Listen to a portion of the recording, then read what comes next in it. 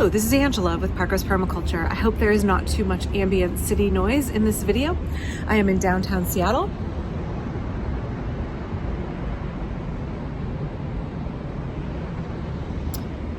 And I am sitting out on the balcony of my hotel room. I got a surprise upgrade because they had oversold the room that we had booked. And while my daughter and her friend are out at their concert, I am having some downtime. I had a really lovely dinner.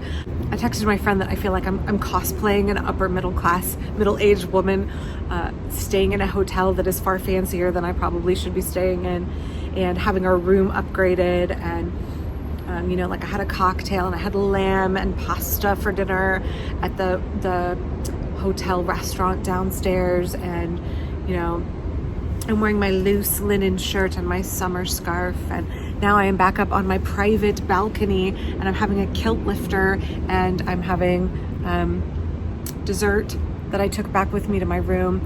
And this is just such a departure from how I normally live my life. And I'm trying not to think about what I'm doing, and I'm trying to just let go and enjoy myself a little bit. If you know me at all in real life, you'll know that I am the most horrific penny pincher, ask any of my children, and I keep to a very, very strict budget. And part of that is because of my own desire to live really carefully within our financial boundaries and not take on any debt.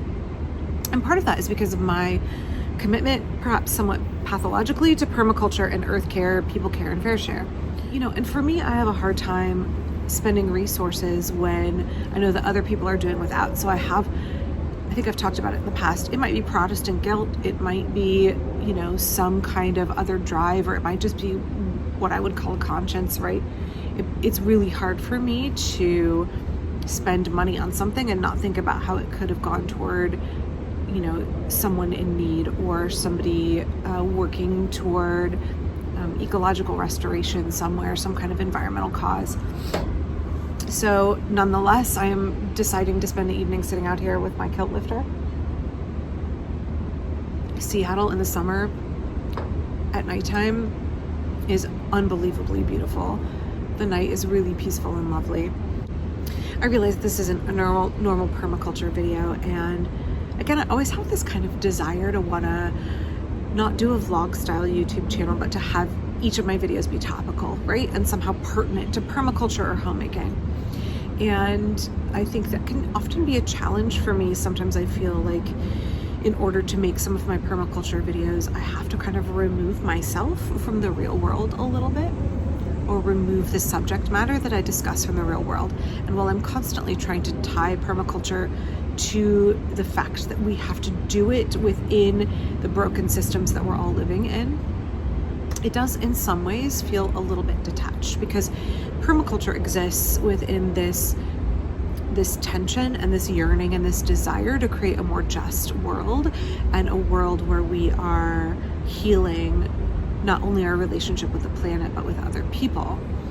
However, we're also living in a society that is extractive and is damaging to our relationship with the planet, and is, usually oppressing and or exploiting other people. I know I'm being a real downer, but for me, that's always present in my mind. And I think my kids probably get sick of the fact that I'm always analyzing situations like, oh, well, that dress is really pretty, but some 14-year-old girl in Bangladesh probably had to make that, and she gets paid $2 a day and works in unsafe conditions. And I just suck all the fun, out of whatever it is, whatever harmless thing that my kids were interested in. Because for me, the reality is those things aren't harmless, because in permaculture, we know that everything is connected, and so we know that our own choices have real consequences. But that can make it so that for some people, maybe I'm the only one, but I don't think I am, that kind of an oppressive sense of guilt when we spend any money, when we do anything imperfectly, can be really challenging. And I was texting my friend I'm sitting in this restaurant pretending to be somebody that I'm not, confidently ordering, a cocktail and not the cheapest thing on the menu. And then I got dessert and I got another drink and I took it up to my room. And then just pretending, no big deal.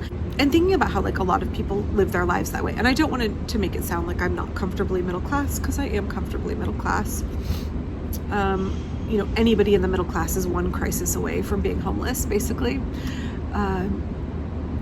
But there are folks in our society that are 2, 3, 4, 8 crises away from being homeless. And then there are the billionaires who are not like the rest of us at all. And when we're doing permaculture and we're trying to create a better life for our family, for our community, for the planet, we're trying to create a future where there's a just and regenerative way of living. But we are stuck living in a system right now that is neither just nor regenerative. Are we allowed to have any fun? Are we allowed to partake in, anything other than a very ascetic lifestyle? And I think the answer is yes. And I would say that I do that very, very rarely, almost never. But I don't think that you can be critiqued for doing permaculture if you have your kids go to the Taylor Swift concert, or if you drive a car instead of cycling everywhere, or if you sometimes treat yourself to clothing or food that wasn't produced in a way that perfectly matches with your values.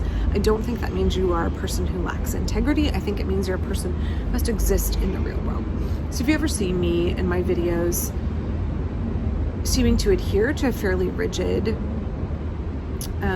way of living in terms of really scrutinizing my decisions and my choices, I would like you to look back and remember this video where I am sitting in a hotel room on the balcony in Seattle, at a hotel room that's not in my budget, having my second drink of the evening and not thinking about how I just spent $12 on a dessert,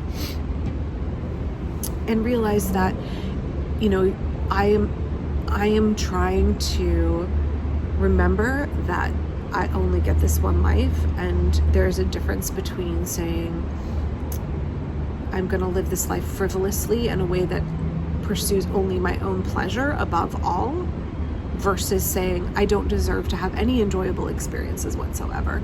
And I don't want to get so bogged down in every single minutia of every single decision that I make, and knowing that none of those decisions can be perfect, such that I never have any enjoyment in life whatsoever. I live in what should be the wealthiest and most prosperous country in the world, and there's no reason anybody in America should have anything other than a perfectly acceptable quality of life with comfort and the ability to enjoy entertainment and leisure and hobbies and connection with other people. That's obviously not the case for most people, which is a shame, because it should be that way. We have enough wealth as a country that it should be that way. If we all lived by permaculture principles, it would be that way.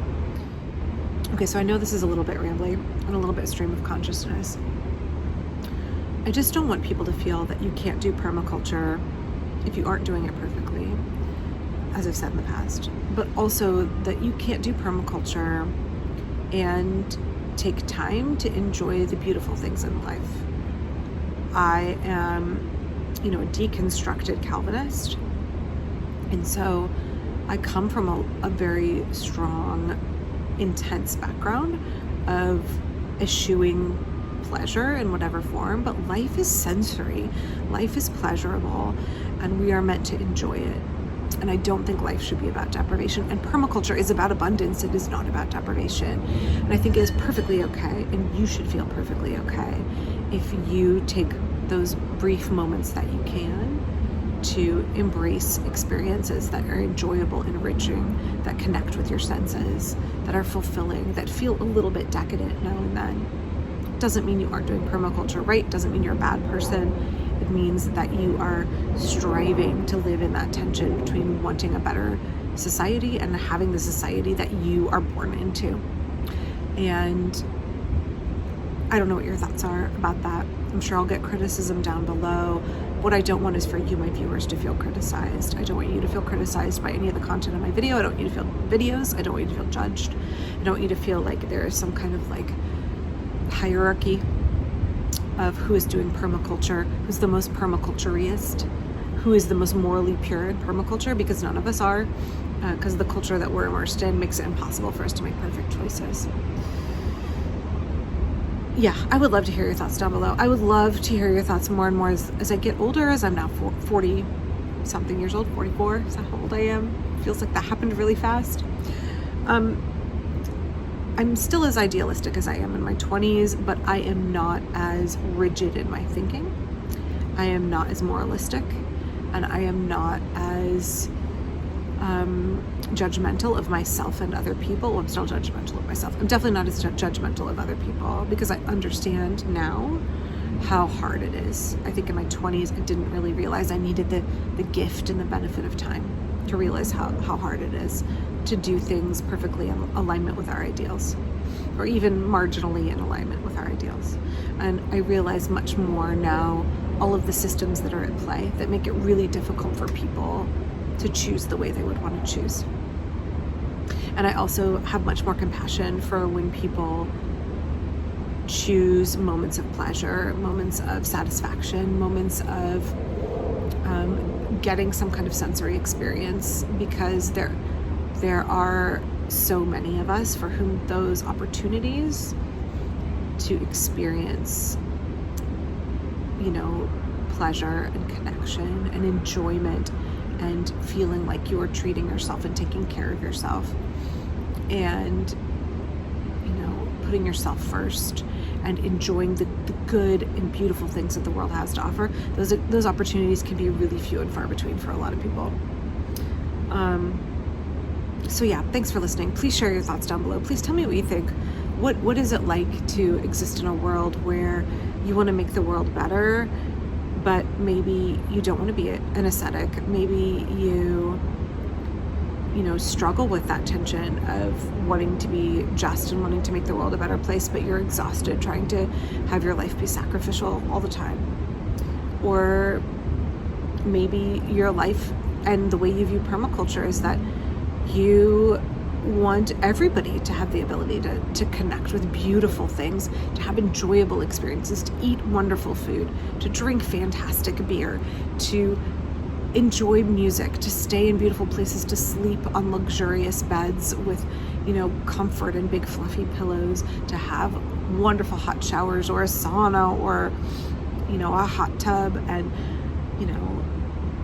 have those experiences of being able to travel and connect and meet other people and experience other cultures and their cuisine and their activities and their arts and culture that they have.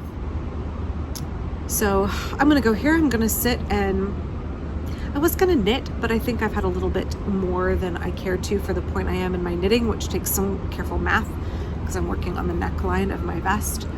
And so I think I will just sit out here and enjoy the sounds of the city and spend a little time alone with my thoughts. I hope that you're staying well and safe. I know I have a lot to go home to tomorrow.